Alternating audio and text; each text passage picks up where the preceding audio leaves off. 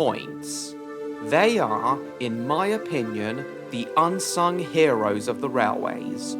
They allow two railway lines to diverge or converge, allowing trains to take multiple different routes instead of being confined to running up and down a single line, as well as allowing trains to pass each other on single-track lines, allowing faster services to overtake slower ones on more major lines, and they allow rolling stock to be stored, shunted and arranged in multiple sidings. So, without points, trains would be nowhere near as efficient, versatile, and globally widespread as they are today. But, like all vehicles and the infrastructure they use, it's critical for points to be frequently maintained and always kept in only the best possible condition. Neglecting critical maintenance very frequently leads to accidents, and in extreme cases, fatal consequences, as was the case in Potters Bar, Hertfordshire, on the East Coast Mainline 23 years ago on the day of this video's premiere.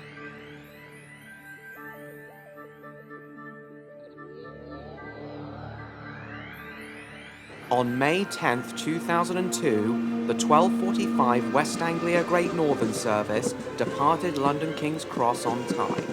The service, which had the designated head code of 1 Tango 60, was being worked by 4-car Class 365 electric multiple unit number 365526.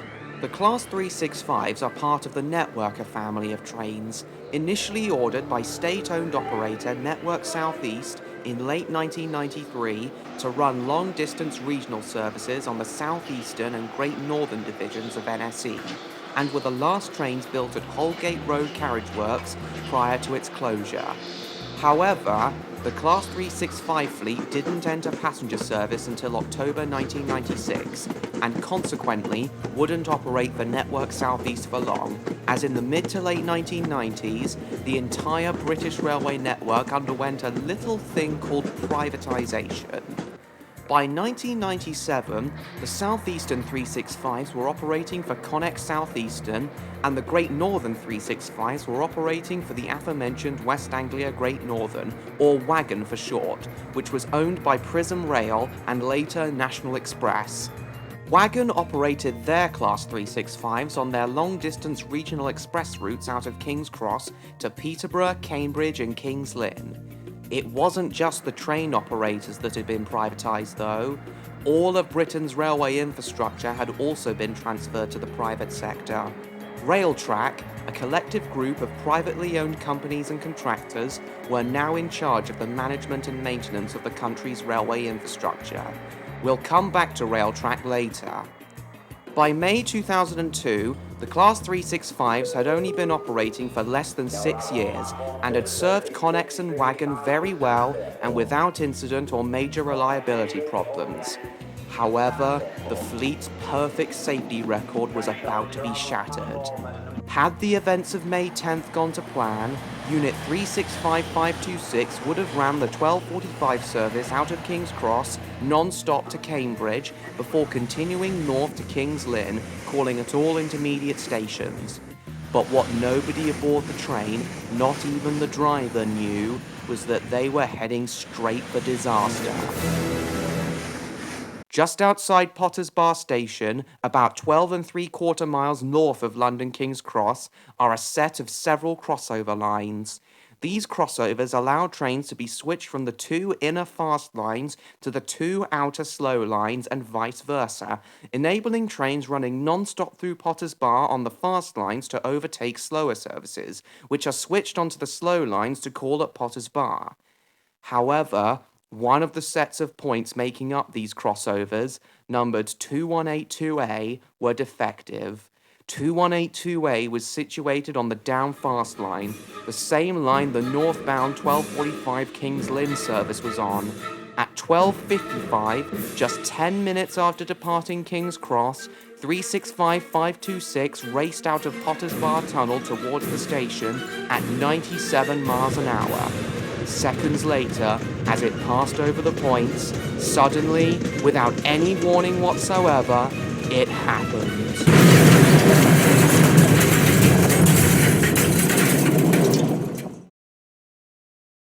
just heard the most enormous explosion. The noise of it was just phenomenal. I mean, you just cannot believe what it sounded like. The whole building here shook. The third coach's rear bogie derailed as it violently jolted over the defective points, which had changed under the train. The jolt was so aggressive, it caused the third and fourth coaches to uncouple. Then the fourth coach's rear bogie derailed before re-railing onto the crossover track. With each bogie now on two separate tracks, the fourth coach coasted towards the station at 45 degrees, then crashed into the northbound island platform and flipped onto its side before finally coming to a stop, wedged under the station canopies. During the crash, the coach smashed through the metal safety barriers on the bridge over Darks Lane, sending debris plunging into the street below, which sadly struck and killed 80-year-old Agnes Quinlivan. By now, the front three coaches had come to a stop 400 meters north of the station. All signals in the Potters Bar area were immediately switched to red before a rail track supervisor called the signaling center to inform them that a major accident had occurred. Within seconds of the crash, 999 calls flooded dispatch centers and emergency services raced to the station, greeted with the baffling sight of the wrecked networker coach mounted on the debris-coated platforms, firmly rammed under the canopies and blocking both fast lines. Thankfully, the rescue operation was relatively simple, with all passengers trapped in the fourth coach quickly extracted through the doors and windows, and the majority of the injured able to be treated at the scene. But in any disaster, any number of deaths is a tragedy. The Potters Bar crash left 7 dead, Agnes Quinlivan included, and 76 injured, 15 of which seriously. Shockingly, this was the third fatal accident on the East Coast Mainline in the span of less than 2 years, following the Hatfield and Selby crashes. Just how exactly had this been allowed to happen for a third time? What exactly had gone wrong with the points outside the station? And who, if anyone, was to blame? The British Health and Safety Executive opened an investigation, and almost immediately, a theory for one potential and very sinister cause of the crash was thrown out: deliberate sabotage. To be fair, this wasn't entirely implausible. It had, after all, only been 8 months, almost to the day, since 9/11, and fears of terrorism were still running high worldwide. Thankfully, the evidence around the crash site quickly disproved this theory, and instead uncovered the true cause of the crash: poor maintenance. The points in question had actually had some maintenance work done to them on the 1st of May, just 9 days before the crash, but the track workers had done a shockingly bad job. Upon inspecting the defective points, investigators found that the nuts holding the point stretcher bars in place had completely come loose. The stretcher bars are what hold the switch rails, the rails in the middle of the points which actually move and determine which track a train goes down, together, and prevent said switch rails from going out of gauge, meaning they prevent the distance between the switch rails from becoming too wide or too narrow for train wheels to safely pass over them. Loose stretcher bars can severely interfere with the running of trains and cause rough riding, which gradually worsens as vibrations from passing trains loosen the stretcher bars even further, as said vibrations cause the nuts holding the bars in place to work themselves free. If loose stretcher bars are neglected for too long, a derailment is pretty much inevitable. But why had these points been so poorly maintained? Well, this is where we come back to the aforementioned rail track. You see, rail track didn't actually do any of Britain's railway maintenance themselves. Instead, they had a very nasty habit of outsourcing maintenance work to numerous private contractors, most of which had limited experience in railway maintenance. One of these contractors was known as Jarvis Rail, who were responsible for the railway maintenance in the Potters Bar area. Jarvis was initially founded in 1846, purely as a construction company with no connections to the rail industry, which they didn't even express interest in entering until over 140 years later.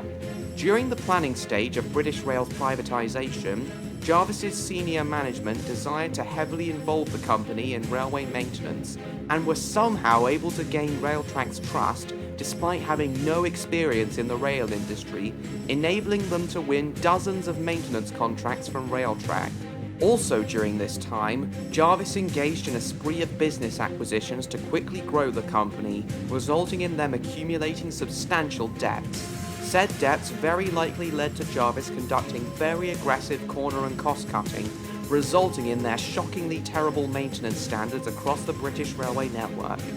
Jarvis's cost-cutting was also the probable cause of them scrapping several training programs, including, crucially, training in the maintenance of points and their stretcher bars. Page 146 of the Rail Safety and Standards Board's final report on the Potters Bar crash reads, and I quote, "The staff interviewed by the panel had not been trained specifically in the assembly and maintenance of adjustable stretcher bars because no relevant training program had been developed or delivered. The lack of a training program was the result of a failure to produce a procedure for the installation of adjustable stretcher bar assemblies, despite the stated intention in 1993 to do so." Yeah, Jarvis's workers weren't even qualified to maintain railway point work. If this doesn't prove how awful Railtrack's business practices were, I don't know what will. It baffles me how Railtrack ever even contemplated putting their trust in Jarvis. If they were this unprofessional at railway maintenance, how many other horribly inexperienced companies had Railtrack outsourced maintenance work to? How high were the chances of a crash like this happening again? And it gets worse. For you see, despite Railtrack and Jarvis Rail's gross incompetence and idiocy, the crash still could have been prevented. Let's rewind to about 16 hours before the crash. It's around 9 p.m, and a station announcer who works at Finsbury Park is travelling home to Stevenage up the very same line the doomed Class 365 will soon be travelling up. His train is speeding towards Potters Bar and the defective points. As the train passed over them, it violently lurched down and to the left, then back up and to the right, producing an extremely rough ride, almost as if the train was trying to jump off the tracks. The station announcer was understandably very concerned about this rough ride, so when the train arrived at Stevenage, he reported the rough ride to the station supervisor, who then reported it up the chain of command to the signalling centre. However, if you've ever played Chinese Whispers, you'll know the problems passing messages from one person to another can cause. Confusion about which line and points the rough ride had occurred on developed, but despite this, a Railtrack worker still went down to Potters Bar to investigate. He shined his torch over the points, their rails, their stretcher bars, their support brackets, and all the nuts and bolts holding the point work together, but he found nothing wrong with the points, so informed the signalling centre they looked alright to him, but he was going to wait for the next train to pass over them just to make sure. Sure enough, the next train came and went, and the worker didn't see or hear any noticeable rough riding as the train passed over the points. So, the points were all good, case closed. But there was a very good reason the worker couldn't find anything wrong. He had been inspecting the wrong set of points. The defective points were on the down fast line, but the worker had been inspecting the points on the up fast line. You'd think that northbound trains, including the train the station announcer was on, would use the up lines, and southbound trains would use the down lines. But confusingly, that's not how line designation on British railways works at all. How it actually works is trains heading towards London tend to use the up lines, whereas trains heading away from London tend to use the down lines, regardless of whether said trains are heading north or south. It's a very confusing and quite honestly stupid way of identifying the direction trains travel on certain tracks, especially to people with limited railway operations knowledge. So with such a dumb standard for designating up and down lines in place, it's no wonder the northbound down line was confused for the southbound up line. Oh god, even saying that out loud is confusing. During the passing of the rough ride report up to the signalling centre. Had the railway pioneers of the 19th century actually been sensible and made the standard be that all up lines are for northbound running and all down lines are for southbound running, the crucial info that the points were on the northbound lines might not have been so easily lost in Chinese whispers, and the rail track worker could have been sent to the correct set of points, found the loose stretcher bars, and had the line closed for emergency maintenance. But no, everything just has to be made more complicated without necessity, and partly as a result, the last opportunity to prevent disaster was lost. When it all comes down to it, Jarvis Rail's horribly poor maintenance standards, aggressive cost-cutting and deficiently trained staff, Railtrack and Jarvis's terrible business practices in general, and the breakdown in communications of the rough ride report from the station announcer all combined to cause the easily preventable Potter's Bar train crash, in which 7 innocent people paid for Railtrack and Jarvis Rail's stupidity and negligence with their lives, and several of the major drawbacks to railway privatization were brought to light. A circular memorial plate was erected at the station on Platform 3, dedicated to the 7 fatalities. Jarvis admitted liability for the crash and were rightfully fined £3 million for their actions which resulted in it, with the Office of Rail Regulation declaring that Jarvis's performance fell far short of that to be expected of a competent infrastructure maintenance contractor. Jarvis's reputation never recovered, and they left the rail industry in October 2003 before ultimately entering administration in March 2010 and shutting down altogether in October 2011, ending their 165 years of trading and putting over 1,100 people out of work. As for Railtrack, well, the Potter's Bar crash was the final nail in their coffin. You see, their reputation had by this point gotten so bad, due most especially to the Ladbroke Grove and Hatfield crashes, both of which Railtrack were also at least partially responsible for, they were now also in administration. Very understandably, no one trusted them to keep Britain's railways safely maintained anymore, and Railtrack fell into voluntary liquidation on the 18th of October 2002. From Railtrack's ashes rose a new, state-owned rail infrastructure management and maintenance company, Network Rail, who purchased Railtrack and its remaining assets, and, as of this video's premiere date, Network Rail still own all of Britain's railway infrastructure and remain responsible for its management and maintenance, despite more than half of all train operators in the country still being privatised.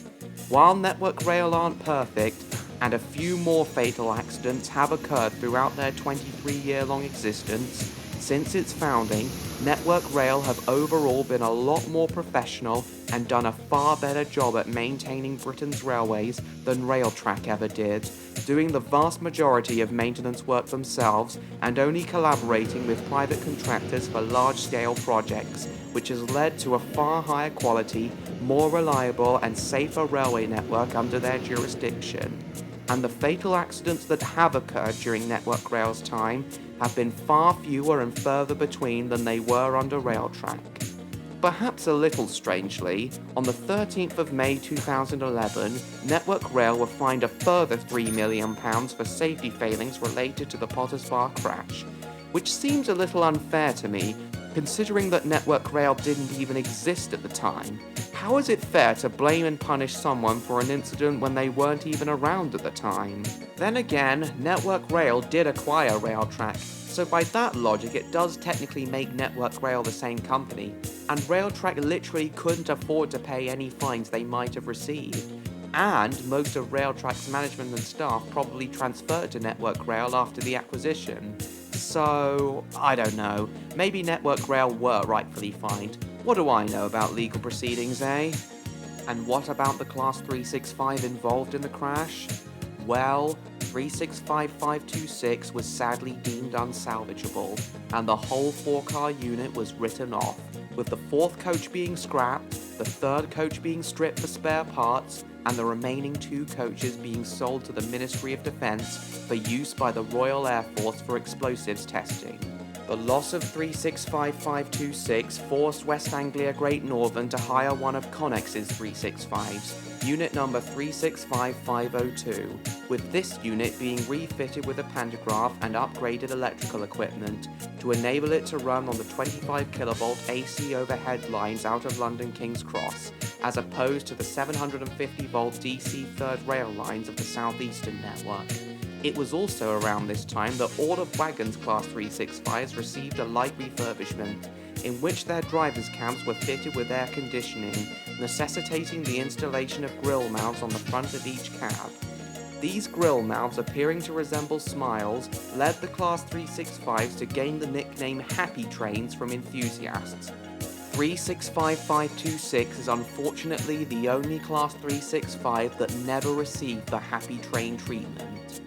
By 2004, all the southeastern Class 365s had transferred to West Anglia Great Northern, receiving pantographs and 25 kV AC electrical equipment, as well as the Happy Train treatment. Wagon continued to operate the entire Class 365 fleet until March 31, 2006, when their franchise contract with the Department for Transport expired. The Great Northern franchise was merged with the Thameslink franchise, and the new franchise contract won by First Group. Thus, operations of the Great Northern services were transferred to them, along with all Class 365s, and First Group, branded as First Capital Connect, began its Great Northern operations the following day on April 1st. First Capital Connect continued to operate the Class 365s for another 8 years to mixed to negative results before their contract ended on September 13, 2014, and the Thameslink and Great Northern franchise was transferred to Govia, who continued to operate the 365s under the very original brand name of Great Northern for a further 7 years, as well as briefly loaning 10 of them to ScotRail between 2018 and 19 until May 15, 2021, when Great Northern retired their final remaining Class 365s at just 25 years old. A special 12-car farewell service was ran from King's Cross to Peterborough on that day, enabling enthusiasts to take one last ride on these beloved trains and bid them the proper goodbye they deserved. The event marked the end of the era of Great Northern networkers. Unfortunately, no complete 4-car 365 units have been preserved. However, 2 coaches from Unit 365524 and 1 coach from Unit 365540 were preserved by the East Kent Railway in Shepherdswell, and all 3 coaches are now on static display and are used as a restaurant, exhibition area and major events venue. The services once ran by the Class 365 networkers are now run by Class 379 and 387 Electrostar EMUs, built to higher safety and crashworthiness standards than the older networkers. This, coupled with Network Rail's much more professional approach to railway maintenance and far more limited use of private contractors, should ensure that the Potters Bar train crash will never be repeated.